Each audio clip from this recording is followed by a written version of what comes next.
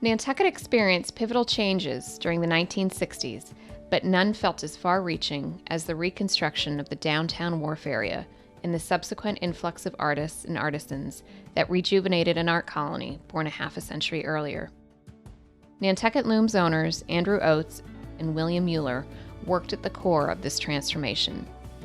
They played a key role in the restoration of an aging Grand Hotel into the renowned Jared Coffin House. They evolved a weaving studio at Nantucket Looms into an influential local furnishings business. Andy and Bill's vision for a life well lived, epitomized by decades of collecting quality crafts as well as fine arts, fueled an island lifestyle based on beauty and simplicity. The Loom story begins during the winter of 1962 when the Beinecke family dined at the Woodbox Inn. They were on friendly terms with the inn manager Bill and his partner and head cook Andy, and that night Mary Ann Beinecke sparked a dialogue that the two led to a lasting relationship. One evening the conversation turned to planned projects that might help build the economy of Nantucket. Mrs. Beinecke mentioned the possibility of a weaving workshop on the island, and that she'd hoped to find someone who had a knowledge of weaving and fabric design to manage and teach. Andy offered his expertise honed at Black Mountain College under master weaver Annie Albers, while Bill moved into a position managing the Jared Coffin House. With these moves, the two men emerged as vital figures in the rejuvenation of Nantucket during the 1960s and 70s. In 1962, the Nantucket Historical Trust formed the Cloth Company of Nantucket. The company and its two affiliated divisions, the Needlery and Nantucket Looms, founded by Mary Ann Beinecke and managed by Andy at 16 Main Street, where crafted bedspreads, draperies, rugs, and placemats were made exclusively for the Jared Coffin House restoration. In 1965, Nantucket Looms produced home furnishings and fashion fabrics for Tybach Fabrics of New York. The weavers in Nantucket, said Tybach chairman Charles Burwell, are producing fabrics of the highest quality. On April 1, 1968, Bill and Andy assumed ownership of the inventory of Nantucket Looms to continue as a crafts business at 16 Main Street. Upon assuming ownership of Nantucket Looms, Bill and Andy expanded the business by introducing a gift shop that sold classic products like their whaling shirts with ivory buttons and woven alpaca throws in pastel hues.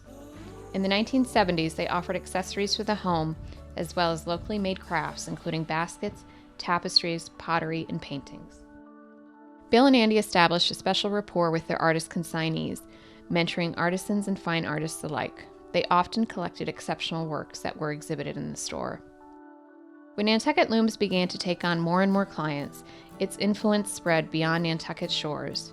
Fabrics were designed for the LBJ Library in Austin, the National Gallery of Art in Washington, D.C., designer Billy Baldwin, and planes owned by IBM and Mobil Oil.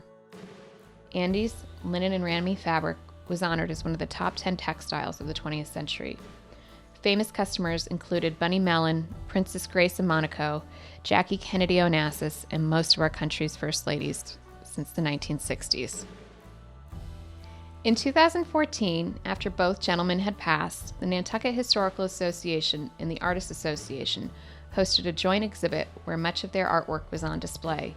The exhibit, titled A Life Well Lived, was a representation of the curated life Bill and Andy had created and a tribute to those that they had supported. Nantucket Looms would never be the same the day that Bill and Andy hired Liz Winship to become a shop girl in 1974. Initially hired for one season, Liz remained with the business for 45 years. Throughout her time with the business as manager and eventually owner, Liz cultivated and nurtured relationships with hundreds of island artists and customers alike. She expanded the shop offerings to include home furnishings and added a full interior design department. Today, Nantucket Looms' legacy has been carried on by Stephanie Hall, Liz's longtime protege and lead designer, Rebecca Perriner, master weaver, and Bess Clarke, Liz's daughter, who proudly uphold the business values of beautiful, purposeful living and warm, friendly service. People often say that they know a Nantucket Looms home when they are in one. There are elements such as neutral to white color schemes on the walls, natural wood floors, hand-woven textiles, rustic furniture paired with upholstered contemporary pieces, home decor that includes folk art, bird decoys, ceramics, boat models and crafted baskets, and fine art displayed with locally produced works. As the business continues to grow, Stephanie, Becky, and Bess remain committed to sharing timeless Nantucket elegance, nurturing local artisans, and supporting their beloved island community.